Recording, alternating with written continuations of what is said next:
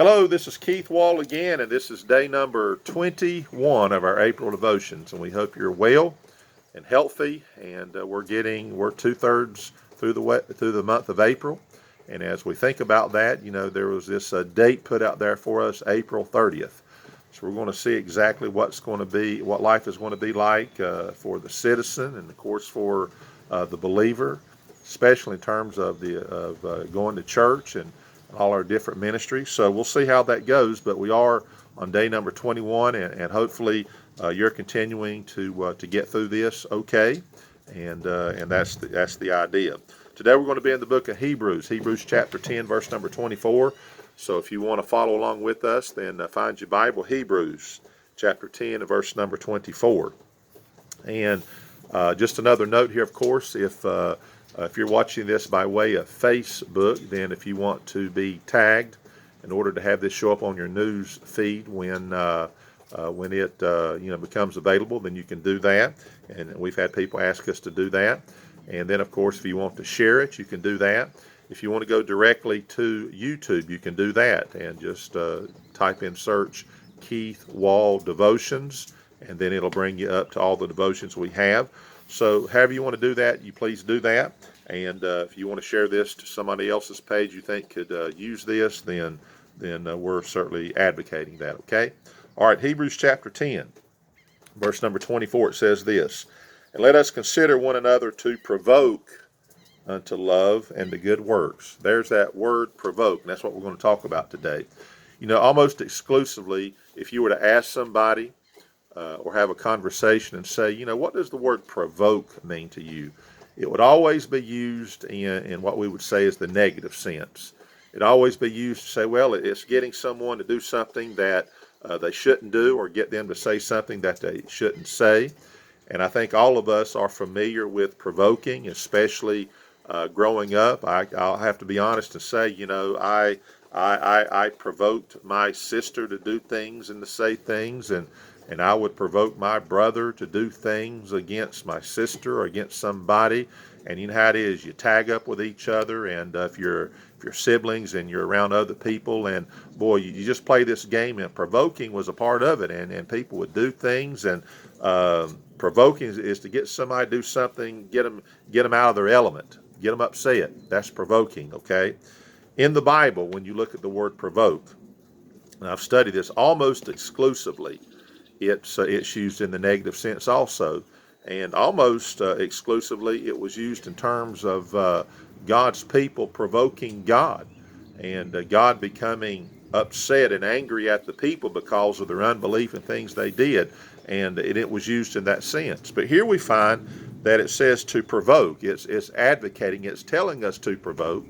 And what would be the end result, though? Well, it's to love and to good works.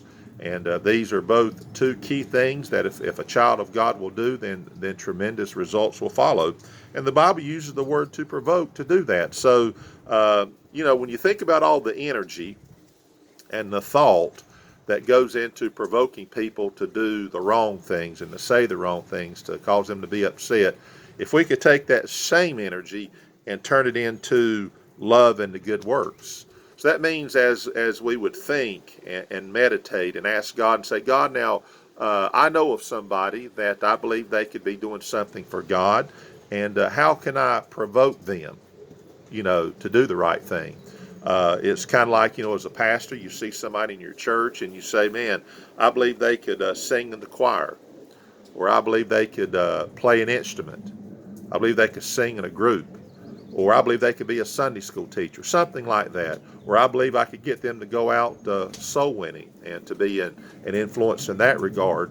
And how could I provoke them to do it? Well, certainly you wouldn't walk up and say, you know what, you're an idiot for not singing in our choir, or you're just something else.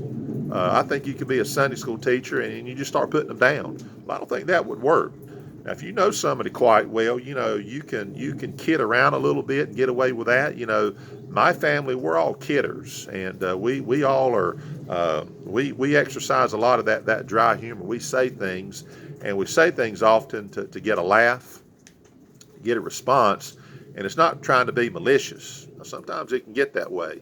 and especially if you know people that they don't take things exactly that way. And that's kind of along the lines of provoking. If you're good at pushing somebody else's buttons, and you kind of glee in that, you think, man, I know what it takes to get them to do something negative. That's not a good thing. So again, how about if we turned this around and said, now, Lord, uh, I know how to provoke. It comes quite natural to some people. If it doesn't come natural to you, then I have to admit it does to me.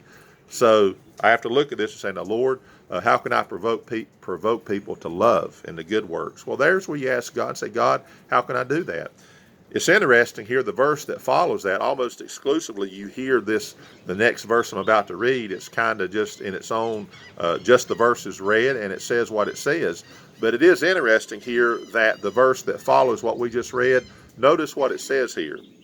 It says, not forsaking the assembling of ourselves together, as the manner of some is, but exhorting one another, and so much the more as you see the day approaching. So when I look at the word provoke and the word exhorting there, it's kind of along the same lines here. And it's interesting because verse 24, it doesn't end in a period, it ends in a colon. And what it's trying to say here is kind of tying in the fact that there's people who had forsaken, who had not been attending with the other believers in that day. And of course, that's always been the case. There's always believers that sometimes they're in and out, and as we use the word, not faithful. But the Bible is saying here, how about we, and just in that instance alone, provoking them.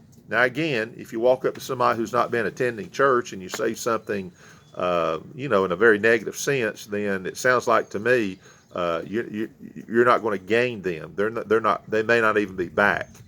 But if you say, Lord, help me to provoke, help me to exhort in a way that it ends up, they are assembling together. And then, of course, it talks about to love and to good work. So I believe if we ask God and say, God, I need wisdom in this, and help me with that, because these are the words of God. God wouldn't put it here if it's not possible.